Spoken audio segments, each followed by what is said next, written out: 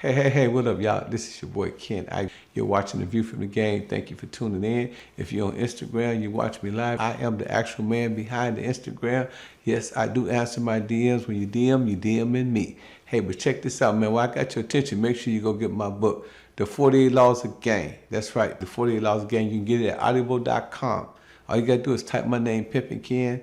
When you get to audible.com, and this book, as well as my other book, The Art of Human Chess. This is the book everybody's talking about. This is the book that your daddy should have taught you about. Everything that your daddy didn't teach you the game, it's in this book right here. In The Art of Human Chess, a study guide to win, teach you how to maneuver, teach you how to finesse, teach you how to play chess, teach you how to outsmart your enemy. You got to get my books, classics. Hey man, also man, make sure you subscribe, like, and make sure you let everybody know through notification where to come and get this joint at by sharing. And also, I am also the proprietor and the owner of HHF Mag, HHF Clothing, HHF Awards, and HHF Radio.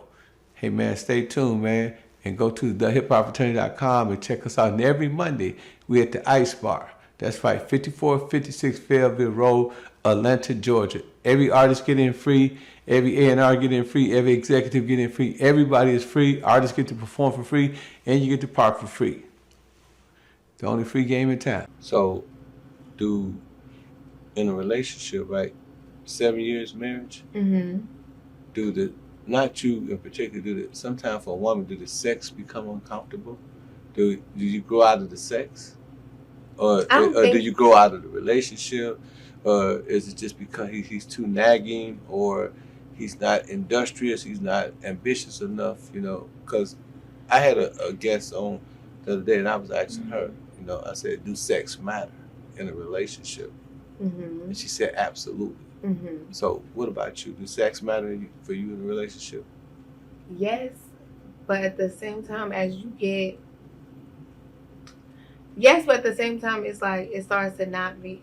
When you're doing so much, I'm doing so much, sometimes you got to put it on the schedule, or sometimes nobody has time for it, or sometimes so it's not the priority. The priority is being a teammate and being a player and working together and having a foundation. That's the first thing.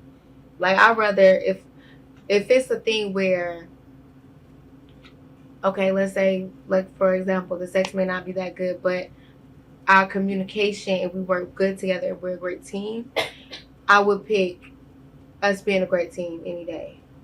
Okay, so I don't know if you know this, but as a man, I'm going to give you my perspective. Okay. So most men, right, they love to release, meaning they love to ejaculate. Whether it's, sometimes, like, if you're in prison, you're going to jack your penis off because you want to ejaculate. If you have a relationship, you want to have constant sex with your woman, because in a man's testicles, every day it produces sperm. So he needs to release that sperm. And I think that God made a man and a woman, counterparts, and made them where they can come together under that perspective to copulate and amalgamate, because man need that. So what happens is, when a man is trying to be with his woman and she's depriving him of that, I think that's when you start seeing people go outside the home and start cheating. But I heard you say, well, this schedule it, this arrange it, and so on and so forth. Well, now let me finish. I'm gonna give you a chance to respond to it. Okay, now in that respect, now it's I'm being honest though. When you have kids and and he coming in the door, he tired. Don't even I'm not even gonna get into details. No, I'm not. I was explaining it to my audience, right? So it's not necessarily you per se. Okay. It might not be your experience, but what I'm telling you is that the reason why a lot of men cheat is because men love to release, and women become comfortable. And like I said, when you meet somebody in the initial stages of the relationship, it's generally the representative. Now, a woman could be in the club, she could be drinking Hennessy, she could be twerking and all that, and she grab you by your penis and all this stuff and make it seem like it's all this and that and the other. And then after about a month or two, after the comfortability set in, then she like, oh, I don't feel like it, baby, move. And then he ends up, either reverting back to one of his exes or something like that. And then, now you have a toxic relationship.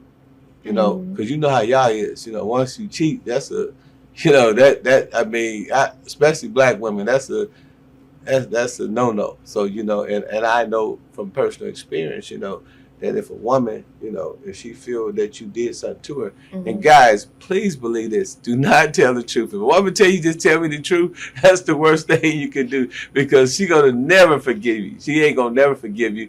And every time you have an argument, she's gonna bring up, yeah, and that shit you did with Shalonda, that shit you did with so-and-so, yeah, you know, that's gonna be the... So never tell the truth. Oh, wow.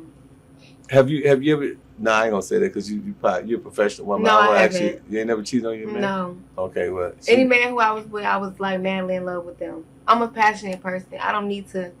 Yeah, Scorpios are kind of passionate. I don't pick anybody. Like if I'm dealing with you, I want to deal with you. But you understand what I'm saying? That you know, you're a more professional one, but most women, they'll tell the truth, and they tell you the truth, then they turn to the exorcist. Yeah. You know what I'm saying? Now they want to, you know, it's a drama every day. You know what I'm saying? I mean, and you be 10 years in a relationship, and they'll still be talking about that situation. And you know, yeah, that's a woman thing. And then once you cheat, you know, most men do cheat, right? You know, once a man cheat, the problem with that is now she's checking your phone. That's the trust issues is gone, and there goes the neighborhood. So you said, you answered my question. You said you're faithful, but I'm pretty sure you don't want to talk about your relationship. So I'm not going to ask you, have your man cheat on you. I was just throwing that out for the audience. Okay. Here we go on the Beehive Show. Yeah. So I'm going to sign first. And that's the jacket. He's officially signed the HHL. Okay then. We just need your John Hancock, young man. Come on with it. You know what I'm saying? Yeah, live on the Beehive Show. You know that's right. Let's go. Yeah. Yeah. Yeah. So, hey man, welcome to the team, man. So Mike, when it comes to the streaming side and stuff and going viral, man, I mean, break that down to me. How does one go from the ground all the way up? Yeah, man, I can't really explain that. I gotta get out on the guide or something. I'm with you. Honestly, because when I do stuff like that, I be like, how do I do it again? I don't know. I ain't do it. And like I said, be the women that they love me so much. So when we made this Bounce When She Walks song months ago, bro. Yeah. And they took it all over TikTok doing the challenge, all in other countries, Africa, China, billion streams. I don't know how, bro. Yeah. I was at the house in my drawers recording that. I didn't put up nothing. Like I don't know, bro. Yeah. Like people just love it. Like some people say I put voodoo in that music. Most of y'all don't know him once he introduced himself. He got over billion streams. Don't let him introduce himself. What up, bro? I go by the name of Mike Fresh. You ain't never heard me. You may have heard me on that song, Throw That Ass in a Circle. Hey! And if you ain't heard that, you may have heard me on that song, 8 Bounce When She Walks. Hey! Y'all know Mike G? Oh yeah, we did some business Mike G. Yeah, so y'all know he be doing some of Boosie shows and stuff. Yeah. So he brought a Boosie show to Oklahoma, and he had me open up. So he was bringing me to the back room, like man, he just gave me the back end. He like, man, I'm finna, you got some wings back here, man, come chill. So he bring me to the back room, me and my partners go, we come bombard in the room. Yeah. Boosie and all his partners in the room. The way we walked in was all wrong, like. Yeah, like, oh, get these wings. And they were looking at us like, man, who these dudes? What's going on? They like, well, y'all must want a picture or something. That's what somebody said. I said, you know what I sure do? I posed and I got on up out there was. So I told G like, bro, you tripping. Don't never, ever do that, ever. I done rolled the Quavo BG and the Thighs Magnum before. Shit, BG was at the crib in the living room before.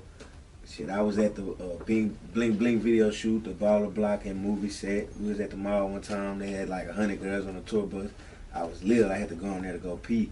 And I just went on there and stayed on there. I was sitting on there talking to the girls and stuff. Like an hour later, my mama and BG and them come get me off the bus. I get my style from a lot of niggas from like just growing up, seeing a lot of niggas and like, damn, you just fly them on the suited and booted and shit. As I grew older, I'm like, man, I gotta make sure my shit together, you know what I'm saying? Make sure I'm popping. You know what I mean? We was driving to Chicago. It was me and my pops. Well, first, he picked me up. We slide. He like, man, we finna go to Chicago. Don't tell your brother. Don't tell nobody. I'm like, what the Pops got going on? What's up his sleeve? So we go to Chicago. We in the, I think we was in the S500. And we get there. It's a white blonde white lady, and she switch out the car. She pull up, we pull up. She give us the keys to a Mercedes, a black Mercedes, and we switch out the car and get back on the road. I'm like, okay, some crazy going on, Pop. Love, you lied to me. Said you'd always be around. Love, you doubted me. Left my chest vacant, no style. You ripped out my heart. You tear me apart. Your sticks and your stones are breaking my bones. But it's sickening to say you won't leave me alone.